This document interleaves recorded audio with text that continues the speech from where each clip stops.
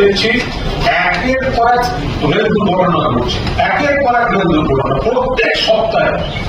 Rail যাত্রীদের জন্য rail সফর দুঃস্বপ্নে পরিণত হচ্ছে। ঘটনাচক্রে আজকে আবার মালগাড়ি, আগের দিন হয়েছে যাত্রীবাহী ট্রেন, এ তো চলছে।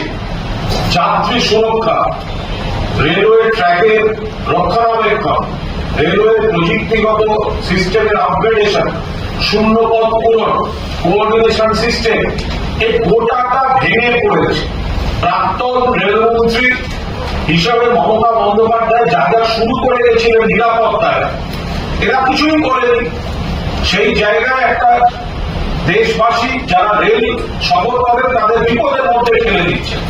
এরা শুধু একটু বেশি দামের টিকিটে একটু ধনীদের জন্য দু একটা নতুন ট্রেনে পতাকা নিয়ে উদ্বোধন করতে প্রধানমন্ত্রী ছবি তুলতে বেশি আগ্রহী, কিন্তু দেশের আমজনতা যে ট্রেনগুলিতে সফর করছে তাদের জন্য এরা ভাবছেন না। আজকে অবাক হয়ে আমরা দেখলাম সংসদ চলছে, সেখানে এখনো পর্যন্ত আপনাদের সঙ্গে যখন কথা বলছি রেলমন্ত্রী বুলেট ট্রেন নিয়ে কথা বলে যাচ্ছেন।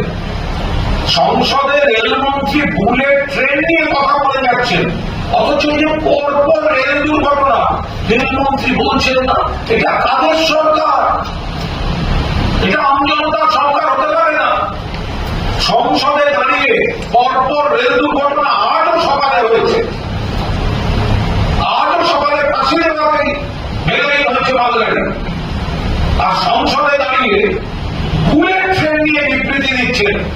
চারপাশ থেকে সাংসদরা বলছেন দুর্ঘটনা নিয়ে বলুন, দুর্ঘটনা নিয়ে বলুন, দুর্ঘটনা নিয়ে বলুন। কানে তুলে বুঝে রেখেছেন কেন্দ্রীয় রেলমন্ত্রী। এখনো পর্যন্ত সাংসদদের বক্তব্যে উত্তর দেওয়ার প্রয়োজন বলে মনে করেন।